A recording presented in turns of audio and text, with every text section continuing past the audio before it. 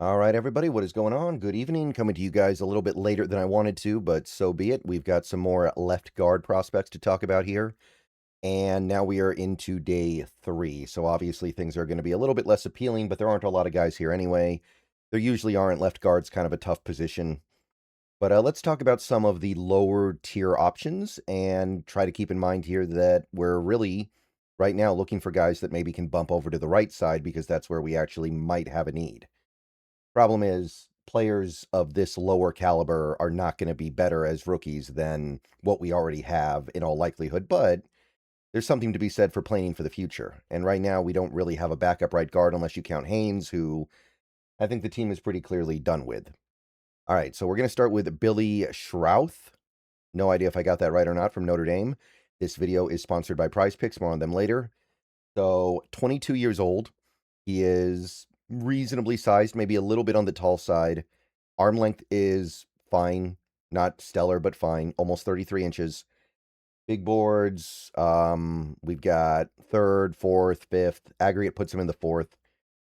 Had a good season last year. Didn't allow much of anything in terms of pressure. Remember, it's Notre Dame, though. They don't throw the ball a ton. They are a running team. And only the one penalty. So the numbers are good, but keep things in context. Billy was considered the leader of the offensive line at Notre Dame. He was considered the guy that everybody would look to. He has strong hands. He's got good grip, and he can really latch down hard and use that to help win sustain. His anchor against speed to power moves is good and strong and reliable. So speed to power, he can handle that. He's got contact power as well. He can absorb, or excuse me, not absorb, but he can go into contact with a lot of pop. And when you put him in space, he's pretty capable. I'm not going to act like it's amazing, but he's pretty good in space. He can do that stuff. He's just not really all that athletic by the standards of the position. You'd like to have a more athletic left guard, but again, these are the kinds of things that you might look for when you're trying to find a guy who can bump over to the right side. He's missed like 9 games over the last 2 seasons, so injuries have been a problem. Sometimes he lets defenders get into his chest because his hands are too wide. He doesn't play with proper leverage. Needs to learn how to sink his hips at his height. That's important. So it's intriguing, but it feels like he's not going to be great at the next level. I think he'll be a really good backup or a marginal starter if he can stay healthy. So in this draft, 4th round pick is fine. I don't think you're going to do too badly there. I go 4th rounder on Mr. Billy Schrauth. I don't know, but I think he's the 4th round grade that the aggregate has on him is about right. All right, so next we are moving on to Beau Stephens. Beau Stephens, another Iowa product here. And when you're talking about Iowa offensive linemen, you've got a lot of good implied and you've got a lot of not so good implied. 23 years old. He is tall by the standards of interior linemen. He's got a decent amount of weight to him, though, and his arms are extremely short, even by the standards of the position. So maybe he'll move to center, and maybe he won't even be able to hack it there. So right away, we're like, wait a minute here, 31-inch arms, that's not good enough. Tiny hands, too. Did not test very well, especially given the fact that he's not a huge guy. The testing was pretty mediocre at best. Do you like sports? If you do, then the best way to make them even better and more exciting is using Prize Picks, where it always feels good to be right. Prize Picks makes daily fantasy simple. Just pick more or less on your favorite players' projections and build lineups with a few taps. Whatever sport you're into, Prize Picks gives you a fun way to stay locked in while you're watching. I've had a great time using Prize Picks so far. It makes this daily fantasy thing so easy and fun, and it even makes watching the games way more exciting. And with the cool social feeds feature, you can share lineups with your friends and even follow partners to tail or fade their picks. Obviously, we're in the NFL offseason right now, but we've got basketball, baseball, hockey, all kinds of other stuff, so don't be afraid to test things out in whatever sport clicks with you. You can even pick multiple sports in the same lineup and sweat everything at once. And don't forget about team picks, where you can pick winners, spreads, and totals on any major game. So, download Prize Picks, America's #1 sports app. And don't forget, code HMA, that is HMA, gives you $50 in lineups after you play your first $5 lineup. Prize Picks. It's good to be right. And remember, always gamble responsibly. Okay, so big boards, fourth, fifth. Walter has him in the third, barely. So there's a little bit of a higher evaluation there. Fifth round pick on the aggregate. PFF grade was really good last year. Barely allowed anything in pass protection. Again, it's Iowa, but it's still impressive. And only one penalty. He's not a big penalty guy. Hasn't allowed a sack in 2 years. So he's doing something right. So the thing about Stephens that stands out is he's really good in zone concepts. He understands landmarks. He understands he understands the fundamentals of playing in zone. So he's got that stuff down pat. He's got pretty good sustain. He knows how to finish strong. He anchors down to eat up bull rushes fairly well. He can drop an anchor quickly. His snatch move is pretty good at mitigating his lack of length, and that is how offensive linemen typically mitigate length. He's cerebral when faced with gaming fronts. He's a smart player when he deals with stunts and twists.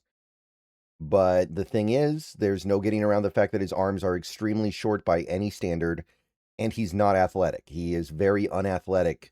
And while he was good at zone stuff in college, his effectiveness at the next level will be very limited by the fact that he's not a great athlete. He doesn't have the power or strength to succeed outside of zone either, so it's not like you can suddenly ask him to become a power guy. His latch is not as strong as you would like, which does cause his good sustain to get wasted sometimes. And Iowa, their system on the offensive line probably made his life easier. So I'm a little bit wary here. There's not enough under the hood. He's probably a backup at the next level. I have a hard time believing he'll be a starter at the next level unless he's in a very, very specific system in a very specific situation. But he understands the zone blocking scheme very well. So 5th round in this draft is fine. Maybe 6th. There's no real, I don't think there's any real upside here, but there is something to be said for the things that he is good at, and there are a few. All right, Micah Morris is going to be our next guy up here from Georgia, 23. Micah Morris. So he's very big, especially for a left guard. He is 334 pounds. He is 6'5". Arms are actually pretty long. Hands are kind of big. And if you look at all this stuff, you might be inclined to wonder if he is a left guard. And that's what makes this kind of interesting, because he's actually a good athlete too. I mean, if you look at these scores, very athletic, very quick, very, very good stuff here with Micah Morris. And I do think there's something to be said for the fact that he could maybe bump over from the left to the right because he's so big, but he still gives you the athleticism of a left guard. Bench press was good as well. Walter football is the highest on him of the big boards I use. They have him in the 5th, but the aggregate does have him down in the late 7th, so he's barely considered draftable. Hasn't allowed a sack in 2 years, but his grades are still not that great. He's allowed, 8 total pressures over the last 2 years, I think, and only a handful of penalties, so there is good stuff here. So the thing with Micah Morris that stands out is that he's pretty good in space despite his size. He's 334 pounds, but he can move. So it's not as a big a problem as it might be for someone else. His latch is firm. He's got really big hands, and he knows how to latch down hard, really hard to get him off. Very strong, very powerful of a player as well. So he brings both those things to the table. So this is actually kind of fun. And he's really strong against bull rushes. He plays very upright. He pops standing straight up at the snap, and then he stays standing straight up the whole rep. He needs to learn how to sink, especially at 6'5". He doesn't always generate force into contact. Sometimes it's very passive when he makes initial contact. He's still not a master of playing in space, still not overly athletic. And there are some fundamental consistency issues in pass protection, like he'll open up his hips or not open up his hips at the right moment and not be able to get into the right position. But overall, I'm pretty intrigued here. I think some of these problems can be fixed. I think he can be a good left guard. I think he can be a good right guard. And down the line, he could even lose weight if he needs to and maybe become a full-time left guard. So I like Micah Morris. Don't know why the big boards are sleeping on him as much as they are. I understand that He wasn't great in college, but in a draft like this, I like this. So 5th-round pick. This kind of speaks to me, man. I kind of like Micah Morris. I don't know. Something's here. This might be the perfect kind of pick for the Seahawks. Backup guard with genuine right kind of swing guard potential. Okay. Fernando Carmona is going to take us home here, the Arkansas product. So Fernando Carmona of Arkansas 24. He is pretty good size, 316, 6'5". Arms are a little bit short, but not overly short, not critically short. Small hands too. His testing was mixed. Some good, some bad. The 40 was whatever. It's okay. The 10-yard split was bad. The broad was decent. The 3-cone was really nice, but it's a mix. It's up and down. You take a look at the big boards. PFF has him undrafted. CBS has him in the 7th. Walter has him in the 3rd. ESPN has him close to the 6th. Database has him in the late 7th. So PFF grades have been okay, not stellar. Very leaky in pass pro, which is not what we've seen from the other guys we've looked at, so that's kind of a problem. And he also picks up a lot of penalties, so he was not a great player in college, which is always concerning. Now, high effort, high motor, always drives through the whistle, and he's somebody that can use leg drive and generate movement in the run game, so he does have some physicality to him. He played a ton of games in college. He was an absolute Iron Man for the Razorbacks. He's pretty decent in space. He handles zone duties fairly well, and he's got a quality anchor when he's faced with power. He can anchor down and not let stuff past him. But at the end of the day, you take a look at all the stuff he allowed in college, like 5 sacks in 2024 as a guard. That's not good. So kind of leaky here. Arms might be a little too short. You wish it was a little bit better. His hand usage is not really on point yet. So his usage of hands is really not all that refined yet. That can get better, but he is already 24. He's not great against twists and stunts. I think that stuff kind of stumps him a little bit. And he doesn't always maintain his balance that well. I feel like sometimes he gets caught off balance. So I think he should be a little bit better than he is right now if he was going to be something. He's already 24. He's played a lot. He should be a little bit more along here.